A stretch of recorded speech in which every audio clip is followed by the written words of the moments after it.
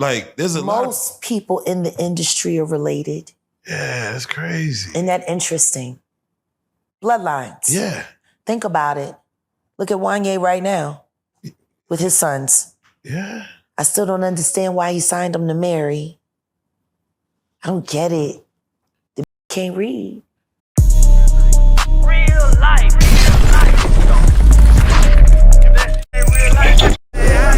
It ain't real life. Just ain't real. Real life street stars. You know what time it is.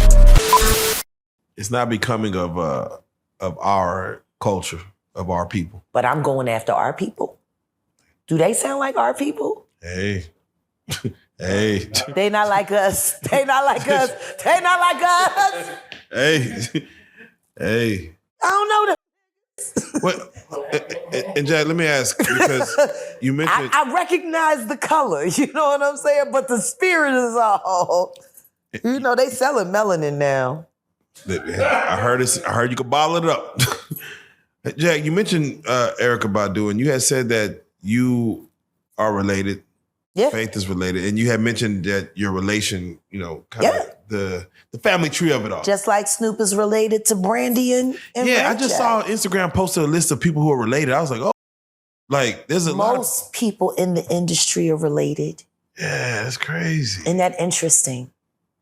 Bloodlines. Yeah. Think about it. Look at Wanye right now with his sons. Yeah. I still don't understand why he signed them to marry. I don't get it. The can't read. Why would you trust a contract coming from a bitch that can't read? Clearly she didn't write it. And if she can't read, then clearly she didn't read it. So who's writing the fucking contract that those kids signed? Yeah. It ain't her. Yeah. And guess what? Considering the deal their father signed, I don't know. You know, Boyz II Men got fucked. They got raped by Michael Bivins. Raped. And I'm not saying sexual assault. I'm talking about pocket. Yeah, man. Right through. Very bad. They had one of the worst recording contracts ever. It was almost as if Michael Bivins was like having like PTSD from New Edition being a child star and said, I'm gonna find some real talented guys. We're gonna do this again. And I'm gonna fuck them over worse We're than gonna we do this did. again. So we can say it happened to somebody else. That's PTSD for you. That's like, we're gonna make them relive it. Make them relive it. God damn. Why would you do that to another artist? Yeah. Why would you sit there and say, man, we had the #1 record and we were still on food stamps, and then force your group to do that? Hey, man. Why would you do that? Be your own people. You want to know how fucked off it was for Big Mike at the end of his run before he had to leave Boyz II Men? Oh, yeah. Yeah, please. Let me tell you how bad his finances had gotten after his wife ran through what lump sum of money they had on that god-awful soul food restaurant that lacked soul and promptness. 6 hours to get a turkey wing platter. 6 hours. Shit. We used to call it opening to get it in time for dinner.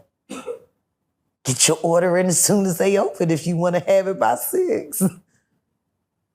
That was the joke around Voorhees. Jeez.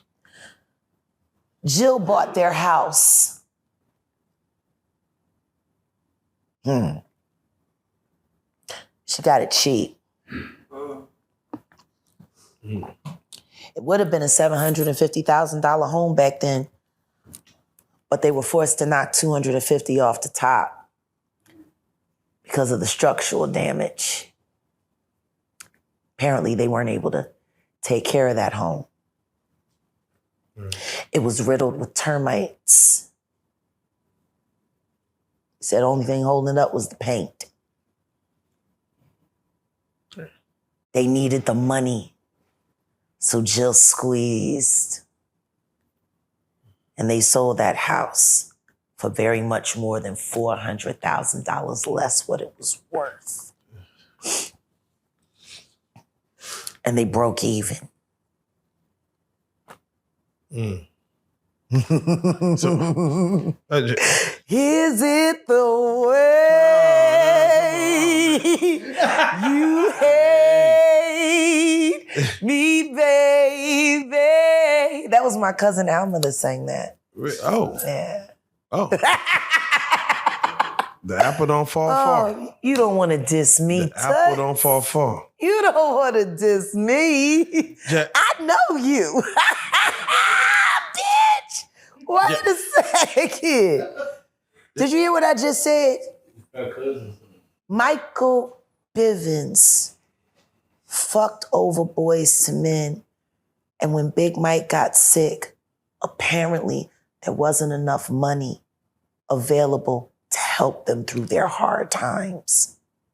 That's how it goes. They didn't even promote that soul food restaurant.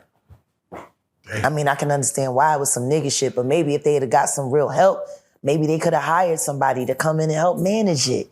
But no, they had to be a self-ran business because they couldn't afford to hire anyone. Why not? Like, why was there not a moment where Michael Bivins said, I really did fuck y'all over. I see this nigga struggling, and this shit that happened to him ain't even his fault. Yo, nigga, let me slide y'all $5 million. Just because. For you and your family, say your house. No. He was left to go bankrupt and be forced to sell to a vulture like Jill Scott, who was also an artist and knew how bad that family was struggling and took that as an opportunity to get a very, very large-scale home in a lovely, lovely white Jewish neighborhood for cheap. Oh, okay. Whoa. Whoa. I mean, I'm just like, you could have said, I know you guys don't want to walk away from your home, but at least let me pay you full value because I got the money. And I want to see y'all be okay. She knew they were going to have to forfeit on that mortgage, and she squeezed. She was kinder to that damn dog. Oh, man. Putter? What's his name? Flutter, yeah. Putter, God You, damn. you gave the dog an idiot name, and you wonder why he shat in your shoe. The fuck is Plutter? What does that mean? God damn. Oh, it's the sound his feet make. That's your fault, bitch. You named him nothing. How you gonna... like, Plutter, I used to hate that shit. And he hated kids. And he barked at people's feet. Like, he was fucked up. Oh, man. I can see why Lizelle says she shouldn't make no babies. Oh, man. I mean, that was her husband. So, He should have known her best. yeah, let me She say wrote a whole this. song about it. It was a hit record. Want to hear it? They did not for it. Oh, shit. Turn on a black radio station on Sunday where they sell bullshit all the time. Jack, I want to ask. Nothing progressive. I have to say, most people that watch our interviews or your interviews as of late, the main question that comes up is, how does she know? Was she there? So Yeah. I want to do it like this. I'm gonna name some names, Sure. and I want to know, were you around them? Sure. I would like to start for what everybody knows is Jay-Z. What about him? Were you around him? In what capacity were you around him? Was it strictly? Was it only NDAs unplugged? in my life. Okay. Both of them were with Mr. Carter.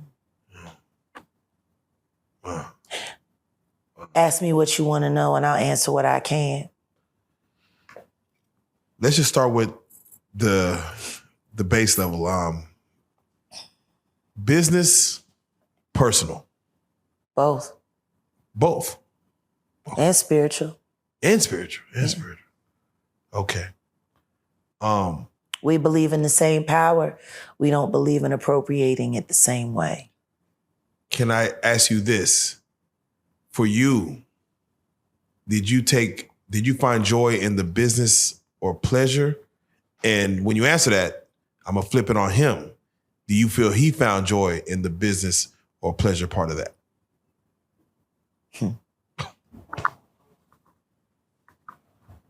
Or spiritual?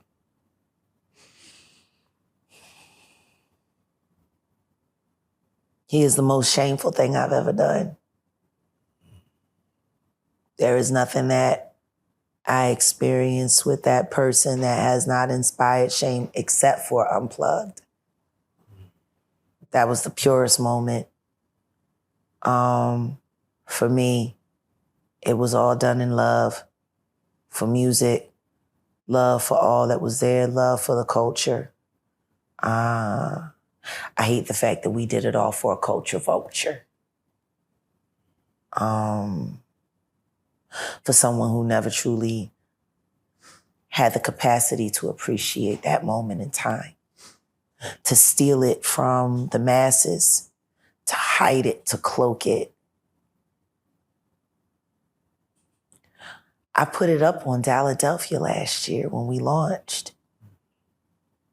You know how many people came to the network to see that show that they never got to see? You know what's great about this year? I still got the footage. There you go. There you go. And in 1 week, Jay-Z Unplugged, the actual whole concert, from beginning to end, will be viewed and able to be viewed on realjag.com. Come and see the history. Come and see the power of that moment, the amazing things that we did with our bodies and our minds and our spirits. There was not one person in that room that was not elevated that night. And everyone in that room would be a liar if they said that I wasn't responsible for 75% of it. Real life. If that shit ain't real life, that shit ain't